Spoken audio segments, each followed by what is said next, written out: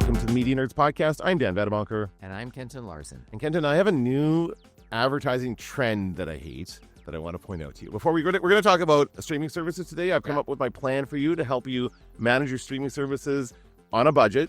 That's the whole idea, right? I don't want to be paying for stuff that I am not using. So what's the seasonality? How can I help me make these decisions? Yeah, it's pretty simple, I think. But before we get there, I've noticed a trend, and I think you probably have noticed it too.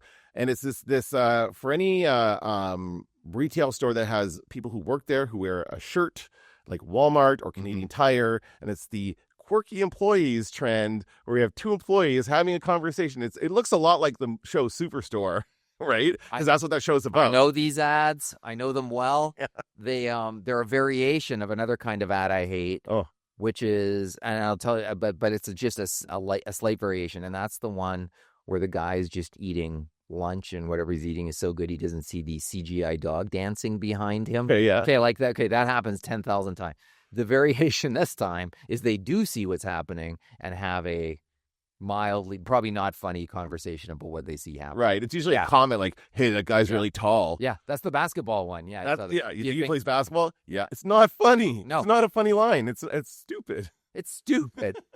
It's not funny. You could have that giant do lots of funnier things. If you have a giant, then do something funnier with him. Yeah. The two guys commenting, not good. Walmart has a couple of ones where they have like the delivery drivers are funny and witty, and then they have the people kind of goofing around in the stors as well. And I never see people at Walmart do that. No. Go to Walmart, I never see the people there goofing around and having fun with the PA announcements and stuff like that. They don't do that. I've only seen the occasional employee loving it at McDonald's. Sometimes they do, but rarely. Like it does happen. I will give them that. Yeah. But it's rare. And I think if you're going to show that in your commercial, it better really happen. Like that better be like what you see when you go to that restaurant or what happens when you go to that store. Yeah. Because it's jarring if you see the ad and you're like, oh, it's going to be like walking on a cloud. And then you go in there and everybody's angry. Yeah, it's just, it's not a great, it's a trend that they inadvertently copied. I mean, the Canadian Tire is a Canadian company, so they probably weren't talking to Walmart at all, but they inadvertently copied the same thing. But I do still like it better than the Save on Foods ad, which just drives me nuts. It seems so tone deaf to have people celebrating quote unquote low prices or savings rather when the groceries are twice as much as they were a year ago. There's no savings to be had anywhere in any grocery stores right now. No, and the slow motion dance has to stop. That's in every ad, including Save on Foods. I don't know if they're doing it this time, but they've done it a million times. I think Daryl's on the Ozempic, by the way. I think Daryl, he's dropped a few pounds. Daryl, the owner. The owner. Well, he's not the owner anymore. He's just a spokesperson, apparently. He sold his stake. Are you kidding? No, I've heard this from somebody. He was terrible in the ads, and they're keeping him. This is your opportunity to throw this guy out on his ass. They're keeping him as the spokesperson because he's part of the brand, I guess. Is the ad for Ozempic? No. And we'll move on after this quickly. I want to say this. He's gotten on Ozempic, and I think the A&W guy's also on Ozempic. The A&W guy's dropped a few. That guy has to be lovably pudgy. He should be. Yeah. That's the character, but he looks a little too skinny right now. That is the A&W brand, including the family. The burger family is lovably pudgy. The bear is lovably pudgy. Every brand mascot they've got is lovably pudgy, and so they're gonna have to throw that guy out. That guy's gonna have to. But what did that guy? Does that guy stop eating the burgers? Like he's got to. He's whatever. Yeah, he's got to keep eating them. Okay, let's talk about some streaming services. And you kind of challenged me a few weeks ago to come up with a plan, or I just kind of came up with a plan. How you do it was my question. Well, because I know you do it, right? And I recently paused Netflix for the first time. I've paused something. Okay. Because I'm just not. I sort of ran to the end on that streaming platform of the stuff I wanted to see. Okay. And that was probably just a moment. Like, right? There's always something new coming out. But at that moment, I had seen what I wanted to see. And I thought, look, there's stuff on Prime I've got on the watch list. There's stuff on Disney that I've got on the watch list. What's the why am I going to pay for this in case something shows up? So I paused it. But then I'm thinking about the other ones now. Okay. About do I need those too? Like, what should I do? Yeah, that's interesting that you paused Netflix because I was going to recommend that be one of the ones you keep going. But if you've already watched everything on it, then fair enough. Well, that I was interested in at that moment. Sure. Yeah. No, you have to wait for it to build up a little bit, right? Right. There's Apple TV Plus as well. Yeah. And I've got a list of shows I want to see there, but I'm going to get a new iPhone probably in the next year. So I was just going to wait. Yeah. Yeah. And so what I realized when you asked me that is that I don't really have a plan. I just kind of wing it. I kind of like just turn stuff off and turn it on. It's called churn, by the way. That's the term that we use. So we're churning through our streaming services, and it's very common for people to cancel and resubscribe and go through that. And so basically what I've done here is I've kind of organized this into tiers, like cable. Yeah. There's like old school kind of categories, and just to kind of bring us back to the way it used to be, and I'm going to compare it to the way things are now. But the basic recommendation is that you kind of keep two base streaming services. Oh. Do you have two right now that you're paying for, or just one? Yes, Prime and Disney Plus. Okay, on Disney Plus. Okay. Because you keep two and then you rotate through the premium ones. So so let's start at the basic level, free tier. And I'm going to encourage you to watch these more often, because I know you don't like. I don't want to see Star Wars with commercials. No. I'm not talking about Star Wars with commercials. I'm talking about the fast, free ad-supported television. So this is your Roku, your Pluto TV, your Tubi, your Plex, all these funny-sounding names.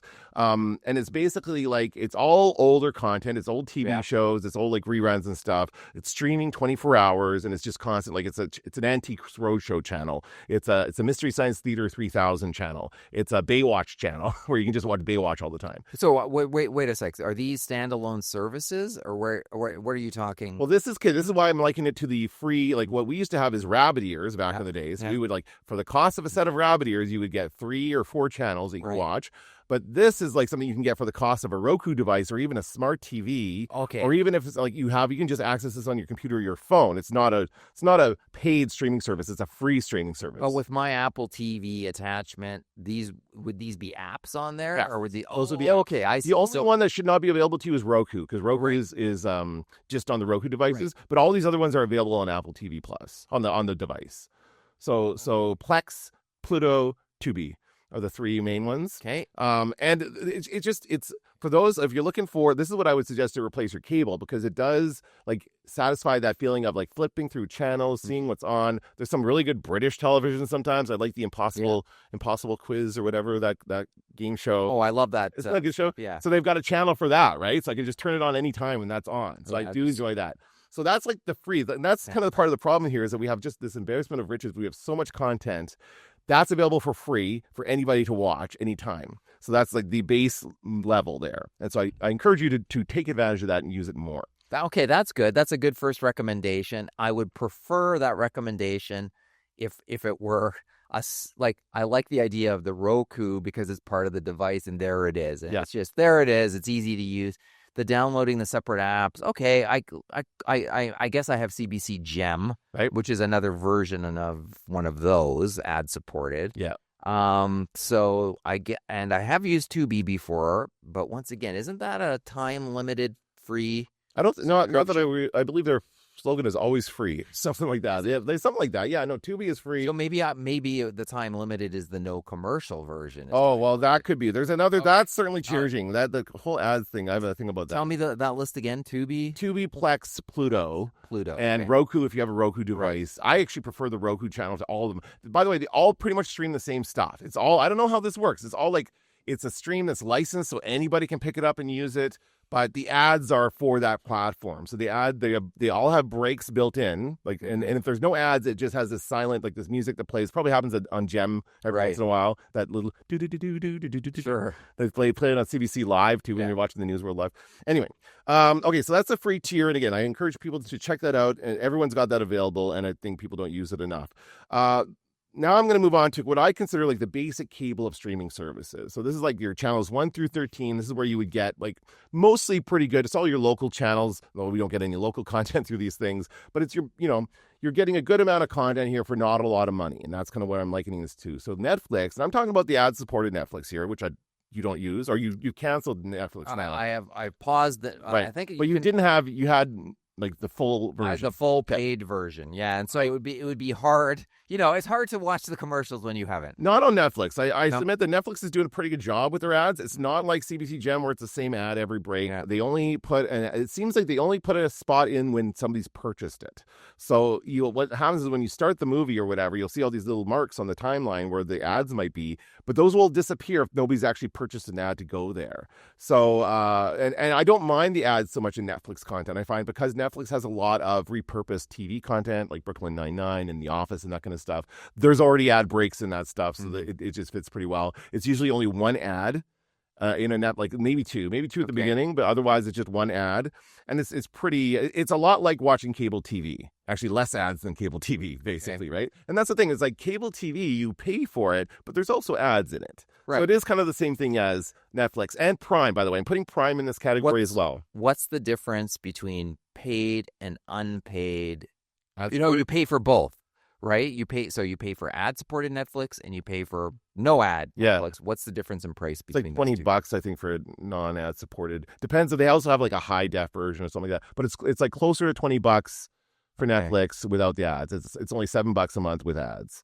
So so it's quite a bit cheaper. It is quite a bit cheaper, and I think I think there's enough content on Netflix to keep you going. Like my kids, there's certain shows my kids will watch no matter what. And I just think that I've noticed lately I've been going back to Netflix, maybe because I haven't used it a lot, but there's a lot of stuff I've been seeing there lately that I want to watch. So I'm going to keep it for now.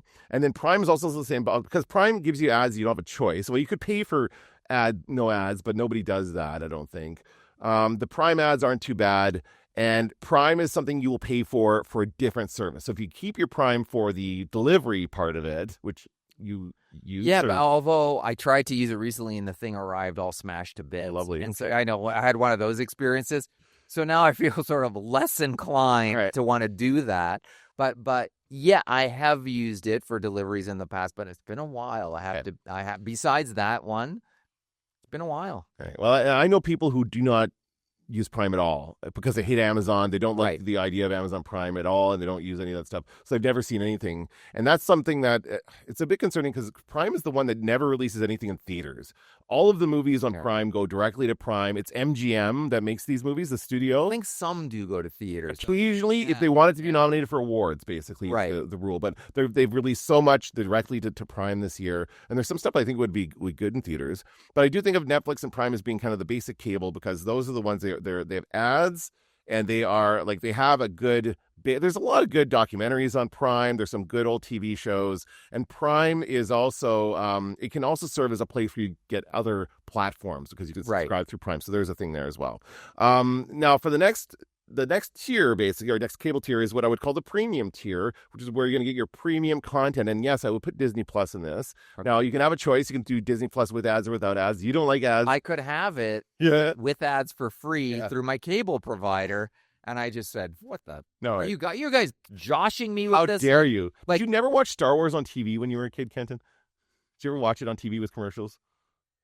It was the first show that was on First Choice paid TV, so I even then you didn't have commercials. Okay. The First Choice was the first paid TV channel that we had here in Winnipeg, maybe in Canada, I don't know. So, and that's where you watch Star Wars? No, have I ever seen it with commercials? I must have, but I don't. It's not something I remember. Yeah, I remember there was, I think it was a Sci-Fi Network Space or whatever would show like all of the Star Wars movies over the Christmas holidays or something like that, and so I would definitely watch them with ads. But anyway, Disney Plus can be premium content if you want to pay for it, and that's fine. And so I put Disney Plus there because they have a lot, like Star Wars is good. The Alien show is also, the Alien show quality-wise, like the production is really good.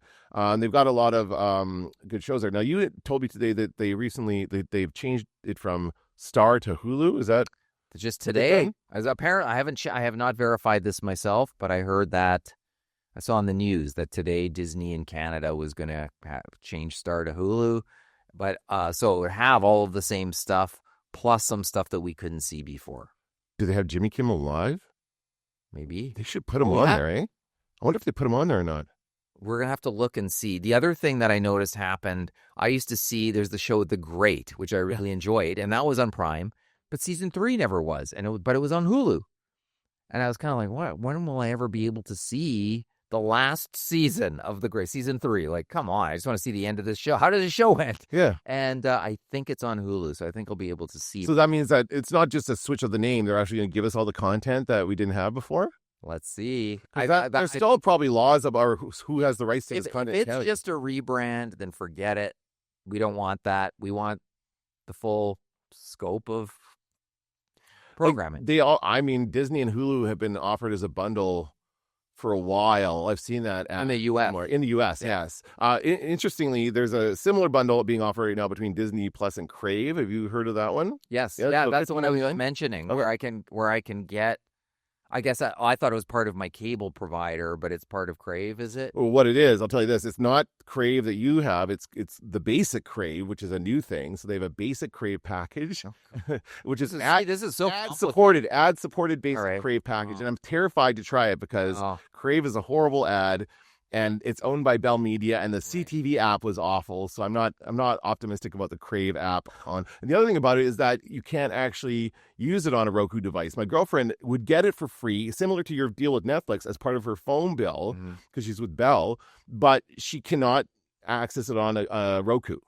Just the basic Crave is not accessible on a Roku device. Why not? Why can't they make that work? It's so stupid. That's one of the most popular devices for TVs. So there's that. So yeah, Disney Plus is $15.99 for ad-supported Disney Plus and Crave. So that means you would have ads in your HBO, Kenton. How would you feel about that? I wouldn't like it. Yeah. I don't think I would ever do that, to tell you the truth. Yeah. That's weird though, eh? Star Wars and HBO might be a bridge too far for me. Yeah.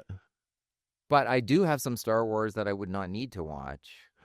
Well, I mean, if you really don't want to watch Star Wars with the ads, you can just watch your DVDs, right? But we can't watch the series. You can't watch Andor. You can't watch The Mandalorian. But we just watched, I've seen those recently, so I probably won't need to watch them for a little bit anyway, or I don't know. It's a good question. I don't know. So my strategy here is basically to have those two, like Netflix and Prime is your two basic cable things. And when you say that, you mean the paid versions with commercials. Yes. Yeah, and that's about the best price. That's about $15 a month for both of those. Together? Yes. Or each? Well, each. Okay. No. Sorry. I would say probably closer to 20 with tax. Okay. It's about $10 each. And then that's reasonable. Yeah. Well, I mean, if you can watch the ads. What's that? If you can stand the ads. Well, yeah, but that's why you have the other ones, and that's why, I'm saying, then you can pick one premium service to subscribe to, right. And I'm going to start doing a month at a time for these services. So it's a month. So I'm going to sign up for Crave for a month, then spend the month watching Crave stuff, and then make note before it cancels. Make note of what else is left on here for me to watch. Make a note of it, and then let it expire. Then move on to Apple TV Plus. I spend a month on Apple TV Plus. It's cheaper than Crave. Crave is like $20 a month for the non-ad supported. Apple TV Plus is like $6.99 or $7.99 or something like that. I didn't know it was that cheap. Apple TV Plus is cheaper than it should be given the content that's on it, but it's got a lot of similar content to HBO. Yeah, really high end television there. So that's the other one. So you've got Apple TV and maybe Paramount Plus, which is finally starting to build some content. Finally, after all these years. Although there's Paramount nothing Plus on it that I really care about at this moment that I have on any list anywhere. You want to see Tulsa King? No, and I don't want to. And I heard the Frasier reboot is terrible. Oh, I heard that too. Yeah, yeah. Everybody says it's bad, and these are people who love Frasier saying it's bad. So I probably don't want to see that. Here's a little trick you can do as well if you want to watch something like The Substance, which I watched. I'm doing my 31 Days of Horror. In fact, I do want to watch that, and every time I click on it or Apple TV goes, I'm like, I'm going to rent it tonight. Available on Tubi. I'm like, what's this? When I click on this, is it going to launch the app? What's it going to do? Okay, no, I know what you're talking about. Sometimes it gives you a false thing when you search it, and it looks, and sometimes I do that, and it's the French version of the movie, or it's the wrong. Yes, and it doesn't look legit. It looks like don't click some sketchy app that you've downloaded. Yes, that's true, and I think that's designed that way to get us to click on it or something like that. The Substance, I wanted to watch it. I'm doing my 31 Days of Horror, and I'm trying to just do 2024 movies in this first week. And so I look up The Substance, and it's on Paramount Plus.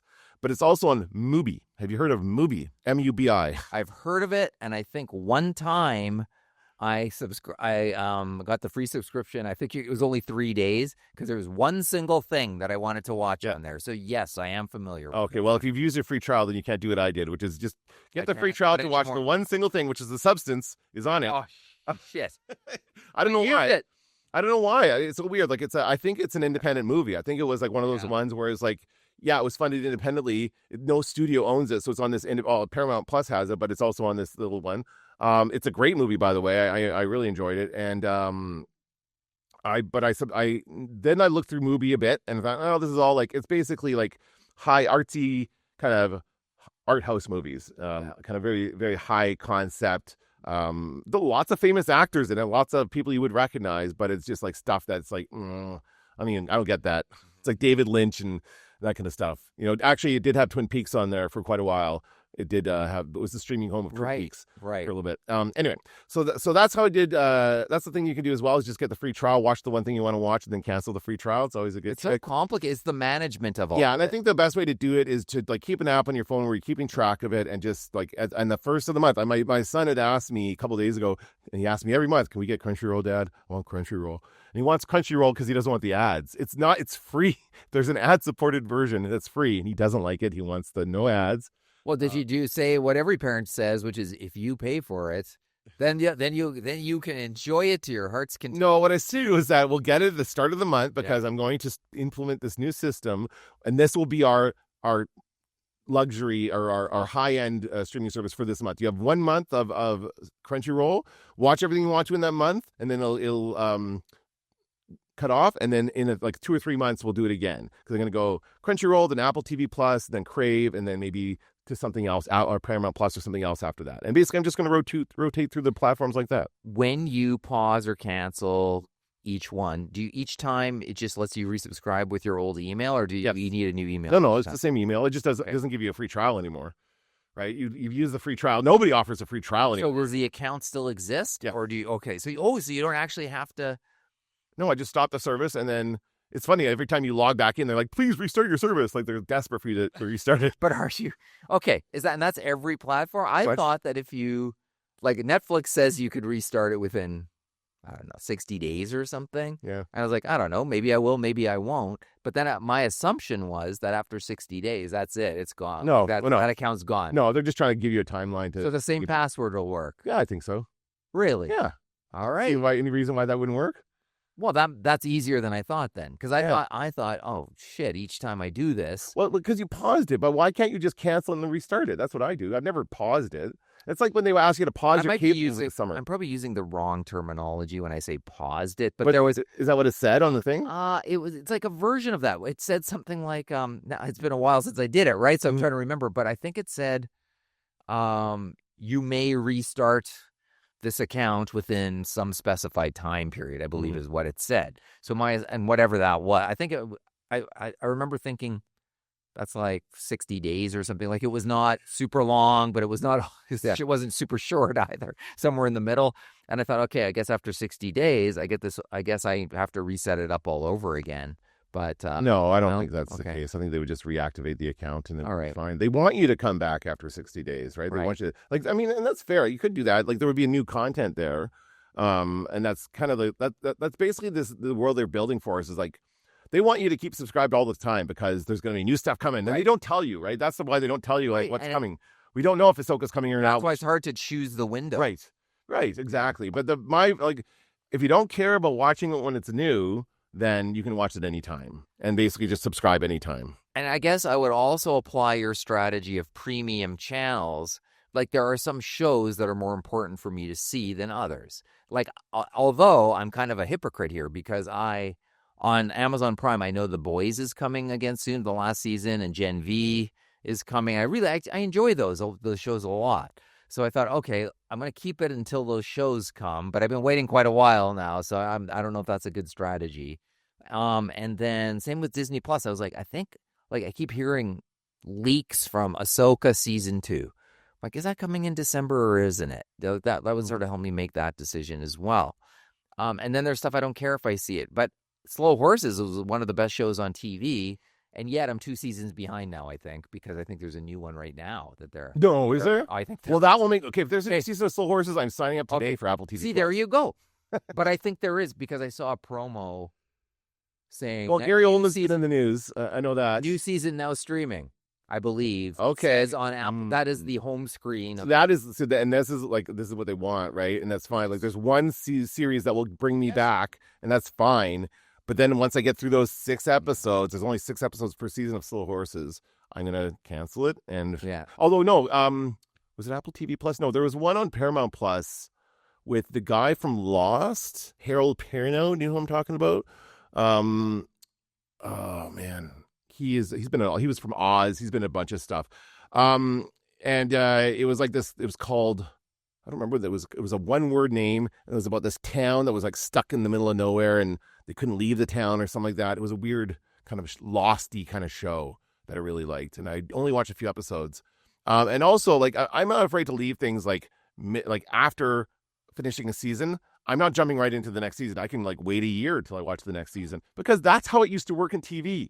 That's how we used to do it. Like, we would just like watch a season, then wait until the next year, and the next season would come out. So I don't have to watch the second. I've watched 3 seasons of Snowpiercer and 2 seasons of Snowpiercer, and I have not started season 3 yet because I have lots of time. It's on Netflix. People really aren't spoiling shows anymore. That used to be a problem, but it doesn't really matter. No, that doesn't. And you know how to avoid the spoilers now if you really want to, right? Yeah. So people go to certain places for those conversations. And obviously that like the companies want to create this urgency and this, you got to see it right now. And they're like all this buzz around it. I also notice a lot of content from TikTok makers and stuff like that where they're all rushing to get their reviews out. Right now, it's the new Paul Thomas Anderson movie. Yes. Which is out. And there's one battle after another. There's so many videos about that right now. I will see it when I see it, and I'm not in a rush to make a video about it. I'm gonna watch it at my own pace. Yeah, that doesn't bother me either. I do want to see that film, but I'm not. And I thought for a second, maybe I should go see it in the theater since everyone says it's so good in IMAX format or that kind of thing. And yeah, but once again, like, easier said than done. I don't buy that for a second for any movie. They're saying it's better in the IMAX format. Well, it's a bigger screen. What do you think is going to be better? Like, yeah, it's so stupid. I don't know. Yeah, it's not going to get people to go back to the theater to say that. No, I know that argument kind of has never worked over time, has it? Nope. So that's good. So I think on the basis of this discussion, I think this is what I'm planning to do. Then I think these will be my next steps.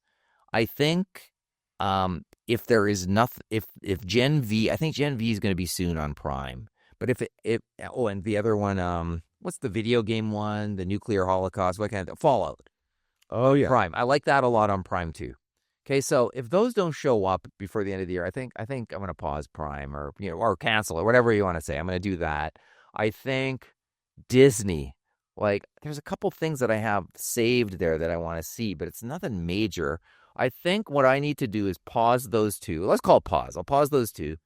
And I think I need Apple TV Plus now to catch up on Severance, Slow Horses, Bad Sisters. There's been a bunch. Foundation's not bad, actually. Oh, yeah. And Silo. Yeah. Season 2 I've not seen. So there's a bunch that I would really like to see on Apple TV Plus. And then maybe BritBox. Maybe that's... No? BritBox is weird. I don't find it to be as good as some other British streaming services. Well, like a standard, good British procedural, wacky British characters or whatever, or intense, like Scottish people. Yeah, I list some of that. Whatever, like that. Like that stuff's usually pretty standardly high quality. There's one with Alicia Silverstone. What? That's out now. It's something about her being Irish. It's about she goes back to Ireland to look into her roots or something like that. It's apparently really good. What is it, a documentary? No, it's a real. She's actually on it. Yeah, it's a new show. Oh my god, on BritBox. Yep. So I'm thinking about doing that, but I think that solves the problem of, like, if you get those, you've got the backlog. Yeah, and sure you don't run out. You got tons of stuff. Oh, and I think as long as you keep it going, as long as you rotate through them and have a plan to it, then you can manage it all. And that would take the major chunk out. I could still watch Gem with commercials, and then I could consider if something that I'm interested in seeing on one of the other ones comes along, then I could get the ad-supported version. I wonder if there's a version of Gem that you pay for. Did you hear that they won't release their numbers? There was a story. They said recently that the viewing has gone up 40% in the last year. Well, but you need to know what the number is to know what that means. 40% of what? There was a thing where somebody's put in a Freedom of Information request because I can't remember what the reason, but they wanted to know how many subscribers Gem has, and CBC will not release those numbers because it would compromise their competitive nature, something like that. Because there are probably not a lot of people who watch. Right? It's going to be it'll be low because people don't know what Gem is. Right. Yeah. Oh, it's CBC, right? And I'll bet. That would they didn't want to do that though. They wanted a fancy streaming name. No, I think their numbers are lower than they want them to be. Yeah. They're embarrassed by them, so they're not revealing their numbers. And the fact that it's one ad repeating itself over and over. That's the problem. But that's what I'm saying. Like, I wonder if there's a paid version of it. It's $5 a month, and the only thing I thought you got from it was the news channel, which is what I want. That's what I would want to watch sometime. But half the time that's free on TikTok anyway. They go live on TikTok and Utah when everything big happens. They'll go live. And I believe in my heart that CBC Gem should be free to Canadians. It should be, yes. what's the problem here? We're all tightening our belts. Carney's telling us what we need to. We're buying Canadian. Wouldn't it help us to have, like, since it comes out of taxpayer funded anyway? What the hell? If we're using a Canadian. They don't realize how much of a barrier those ads are and how much of a turnoff that is. And people will literally watch something else rather than go through all those ads. Like, my kids hate it. You see my kids watching YouTube. They're there's an ad. They're so upset about ads. Yeah. They hate it. So make it free for everybody. If there's fewer of them and they were actually things we're interested in, I always say that. That's what ads need to be: fun and or useful. Mm-hmm. Then you might have something, but you can't repeat it like twice a day. Frequency might be plenty, but that's the problem. I'm still getting to this morning. I got a French ad on CBC, or rather on YouTube. I get French ads. I got Chinese ads. I got a Spanish one the other day. I don't it's just shitty targeting. It is, yeah, and it hurts the viewing experience. Yes, absolutely does, for sure. Okay. Okay, let's that's helpful. That's very helpful. Yeah, so let me know. And for anyone listening, let us know your streaming strategy. Are you taking a more planned approach to this, or is it just like, canceling it whenever you feel like it? Let's end with some recommendations. I will start with a Netflix show. Again, like I said, I've been watching more Netflix, and this is a show that I tried watching it a number of years ago, and I turned it off because the first episode pissed me off so much that I stopped watching it. And it's a show called Another Life. Have you seen this one with Katie Sackhoff? Yeah. It's a space show. So the first episode is about, like, there's a couple things going on. An alien ship lands on Earth, so it's a little bit like The Arrival, where there's a mysterious thing and they have to communicate with it, and it's not communicating. So he's got that going on. That's Katie Sackhoff's husband. We're dealing with that. But yet they also have a daughter, and she's very sad about leaving her family behind as she goes off to deep space to follow the alien signal back to its origin point. If you don't want to leave your family, don't be an astronaut. I'm sorry. I hate that. I hate that trope in any, like, Tom Hanks did it in Apollo 13. And that's really the only time we need to see it. Like, no, we get it. People are going away from their family for a long time. It's sad. But this episode really belabored it, and it really turned me off, and I hated it. That's the only episode of the show I ever saw. Because I just, whatever. I had other choices. Right. Yeah, exactly. And so you think, I'm like, all right, I'm going to give us another chance. I'm going to push through it and see what it's like. So we push through it, and the next episode is much more interesting. Every episode has kind of its own, like, it's a bit of a monster of the week or a thing of the week. It feels a little more like a realistic Star Trek. Like, they go to other planets, they land, they explore, they do stuff. There's aliens, not aliens, but alien life forms kind of thing. And it's actually much more interesting. The characters are good as well. So I would say, like, if give it another chance, if you're in the mood for some space drama kind of stuff, it's not bad. Where did you watch it? On Netflix. Okay. It's on Netflix. It's Katie Sackhoff, and it's 2 seasons, 10 episodes each. I'm almost done season 1. It's pretty good. Oh, excellent. So there you go. Another Life, it's called. It's a horrible title for the show. Is about people. It's a bad title. Right. Because it also sounds like Ricky Gervais Afterlife. Right. It's so easy to mix up. No kidding, right? Up. Yeah. So I'm going to recommend, since we just said CBC Gem, I watched a show on there called Reunion, and it's by the makers of Adolescence on Netflix. Yep. And who of course just swept up the Emmys. Of course they did, because that is an incredible show, Adolescence. So I wanted to see more of their work, and and once again, I can't say for sure. I just know it's like by the creators of Adolescence. I don't know specifically. Yeah. Is it the producer? Is it all one take? It is not. Okay. It is not. But what the show does, so a guy gets out of prison, episode 1. That's all you know. A guy gets out of prison, but he's a deaf man, and the show is about deaf culture. It's about it's a whodunit. And I've just found it like even with the terrible ads on CBC Gem, I think it was 5 episodes. It's quick, and 45 minutes an episode, so it goes pretty quick. I just found it very absorbing. A look at deaf culture isn't something you see a lot on TV seasons. So I liked it. I thought the main actors, like, excellent. A deaf actor, excellent, and there's a couple of famous British actors in there, and so if they're hanging around, they got something to do with this murder. Mm-hmm. They're not just hanging around in the background. Okay. But I liked it, and some people won't like the ending, I think. But I'm with the show, and maybe there could even be more of this show. I don't know. I don't know if they're going to do a season 2. So it's Reunion on CBC Gem. We'll check it out. Thank you very much. All right, that's going to do it for this episode of the Media Nerds. I'm Dan Vademacher. I'm Kenton Larson. Don't let the door hit you on the ass.